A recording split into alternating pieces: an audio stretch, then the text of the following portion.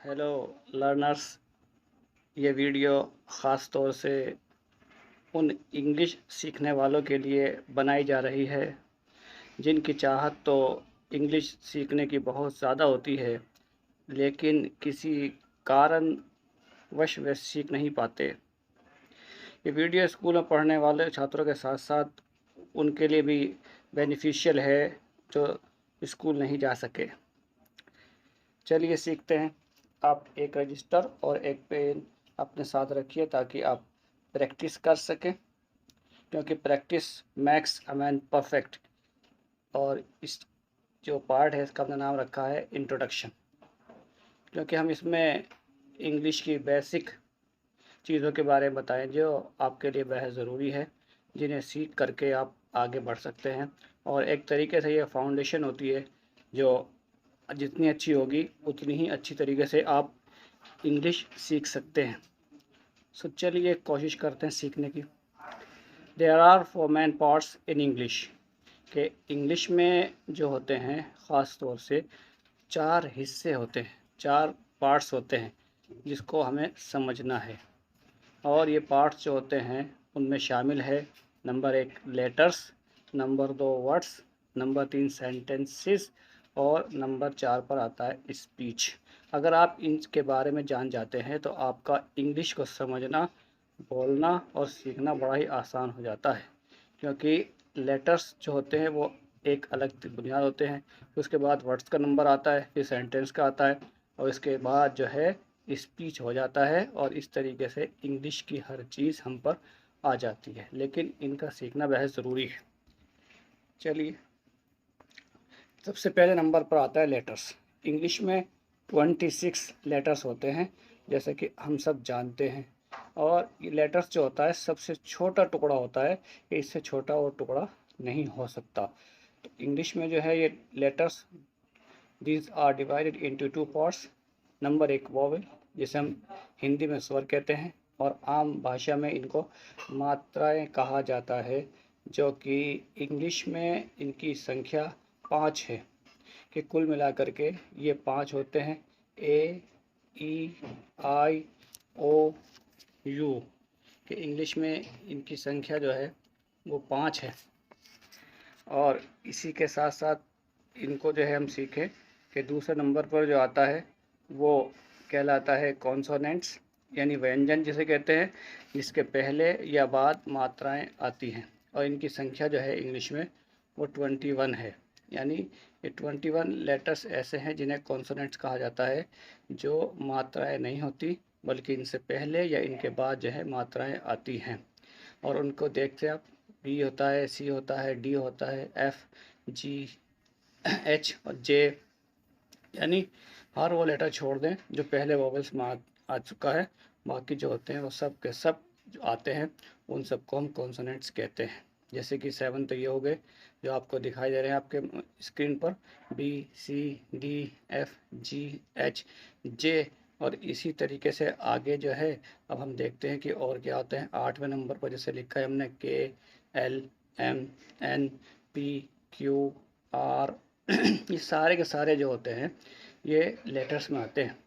और इनके बारे में सीखना भी बेहद ज़रूरी है, क्योंकि हम अगर शुरू से सीखेंगे तो इनके बारे में नॉलेज होना भी ज़रूरी है, क्योंकि इनके बिना तो हम सेंटेंस भी नहीं बना पाएंगे, वर्ड्स भी बना नहीं पाएंगे और किसी तरीके से हम समझ नहीं पाएंगे। ना हम किसी का नाम इंग्लिश में लिख पाएंगे और ना ही हम सही तरह से उसको कैसे लिखें ये समझ पाएंगे। तो इसलिए हमें इनका समझना ज़रूरी है। आगे जैसे आता है इसमें एस आता है, टी आता है, वी आता है, डब्ल्यू आता है, एक्स, वाई और जेड। यानी जेड पे आने के बाद इनकी संख्या हो जाती है 21। और इससे पहले जो हमने पढ़ा है वॉवेल्स, उनकी संख्या थी 5। तो टोटल मिलाकर के हो गए 26। ये 26 जो है लेटर्स होते हैं इंग्लिश में, जिनको हमने 2 पार्ट्स में डिवाइड किया था। अब इनके बारे में जो है हम थोड़ा और जान लेते हैं। ये जो लेटर्स होते हैं इनको लिखने के 2 तरीके होते हैं। एक तरीका होता है जिसे हम कहते हैं कैपिटल, और दूसरा होता है स्मॉल स्टाइल। यानी ये जो होते हैं, these letters may be written in capital and small style. जैसे आप देख रहे हैं स्क्रीन पर लिखा हुआ है BCABCDEFGH IJKLMNOPQRSTUVWXYZ। ये सारे के सारे जो लिखे हुए हैं ये कैपिटल लेटर में हैं। इनकी हमें प्रैक्टिस करनी है लिख करके। कॉपी पेंसिल जो हमने पहले कहा था उसी को यूज़ करके लिखें। और दूसरी तरफ जो आता है वो आते हैं स्मॉल लेटर्स, ये भी लिखे हैं A to Z। इनकी भी हमें बहुत प्रैक्टिस करनी होती है, क्योंकि इनकी प्रैक्टिस करने के बाद हमारी राइटिंग में सुधार आ जाता है और हम अच्छी सी राइटिंग में लिख पाते हैं, जिसका अलग ही प्रभाव होता है और देखने वाला बहुत ही तारीफ़ करता है कि क्या बेहतरीन राइटिंग है आपकी इंग्लिश में। लेकिन ये सब का सब डिपेंड करता है प्रैक्टिस पर। आप इनकी बार बार प्रैक्टिस कीजिए और अच्छे से लिखना सीख जाइए।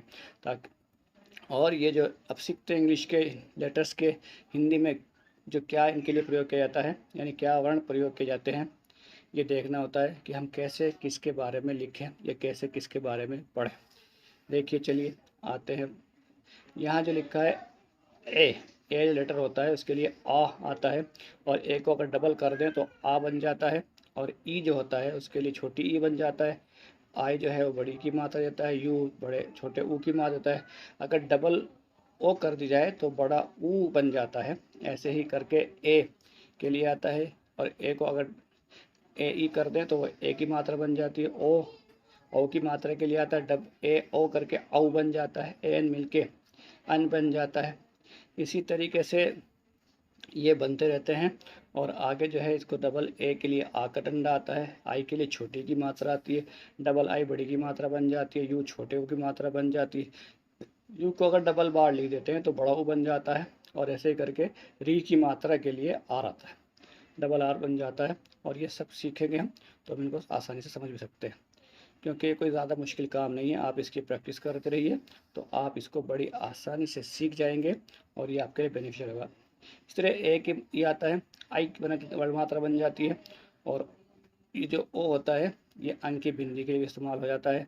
ऐसे ही करके ओ छोटे ओ की मात्रा और ए यू यानी औ बन जाता है। ऐसे आगे समझ लें। के लिए का आता है। के एच ए मिल के खा बन जाता है। जी के लिए का आता है। जी एच ए मिल के खा बन जाता है। ऐसे ही सी एच मिल के चा बन जाता है। और सी डबल एच ए मिल के छा बन जाता है। जे ए मिल के जा बन जाता है। जे एच ए झा बन जाता है। तो ये सब आप सीखते रहें। टी एच मिल के था बन गया। जैसे डा के लिए डी ए बन जाता है। ढा के लिए डी एच बन जाता है। एन अड़ा के लिए आता है। और ये जो है था के लिए टी एच ए आ जाता है। डी के लिए धा आता है। डी एच ए मिल के धा बन जाता है।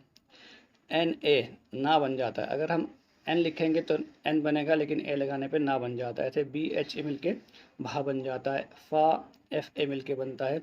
और बा जो है वो बी के लिए भी बन जाता है।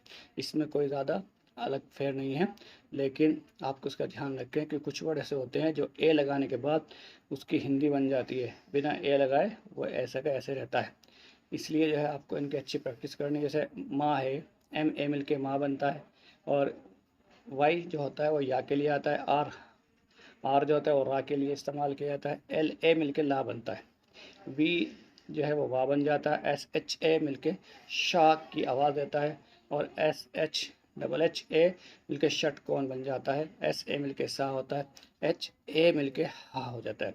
तो ये जो है इस तरीके से बन जाते हैं। और इनकी प्रैक्टिस अगर हम करेंगे तो बहुत सारे नेम्स होते हैं जिनको हमें इंग्लिश में लिखना होता है हिंदी से, वो भी हम आसानी से लिख सकते हैं। और बाकी जो है ये मेरे लिए इंग्लिश की स्पेलिंग याद करने में भी बेनिफिशियल होंगे। अब दूसरे नंबर पर जो आता है उसको हम कहते हैं वर्ड्स।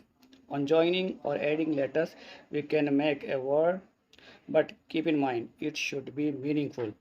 कि हम जो है लेटर्स को जोड़ करके शब्द बना सकते हैं, लेकिन इसका ध्यान रखना चाहिए कि वो अर्थपूर्ण होना चाहिए, यानी उसका कोई ना कोई अर्थ होता हो इंग्लिश का हिंदी में, वरना वो वर्ड्स नहीं कहलाएगा। लेते हैं एग्जांपल।